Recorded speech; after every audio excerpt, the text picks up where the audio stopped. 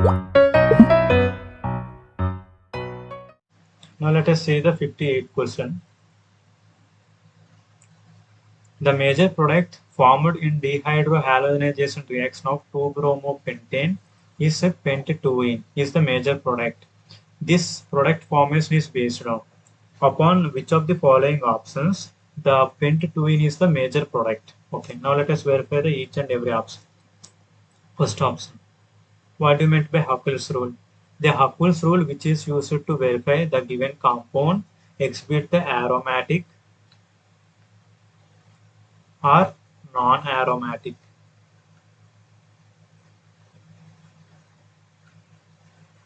There is no relation between the above and this option, so option 1 is eliminated.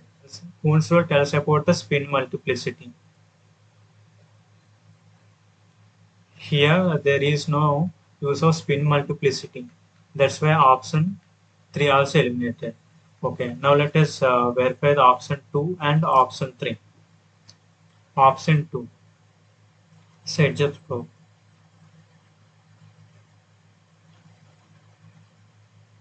We know that according to the Sedgwick's rule, the highly substituted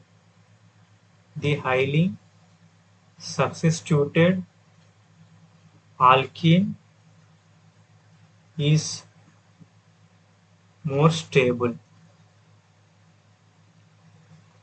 But according to Hoffman rule,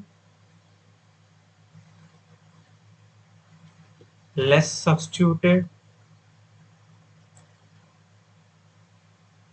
alkene is more stable. Now let us see the above reaction. 2-bromopentane, that means CH3 bond CH bond Br bond CH2 bond CH2 bond CH3. This is called 1, 2, 3, 4, 5. 2-bromopentane. Dehydrohalogenation means removing of HBr. There is the probability that the H is removed from right hand side and there is a probability of removal of hydrogen from left hand side. When you remove the hydrogen from left hand side, you will get the most stable product, that is C double bond C bond CH3 bond hydrogen CH2 bond hydrogen bond CH3. This is an highly substituted product according to Sedgwick's rule. According to Sedgwick's rule, this is called 2-pentene. Pent 2-ene. The 2-ene is the major product according to Sedgwick's rule.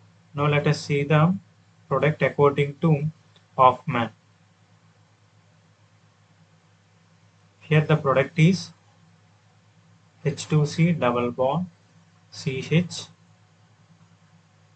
bond CH2 bond CH2 bond CH3. This product is called numbering 1, 2, 3, 4, 5. Pent 1-ene is the product according to Hoffman rule.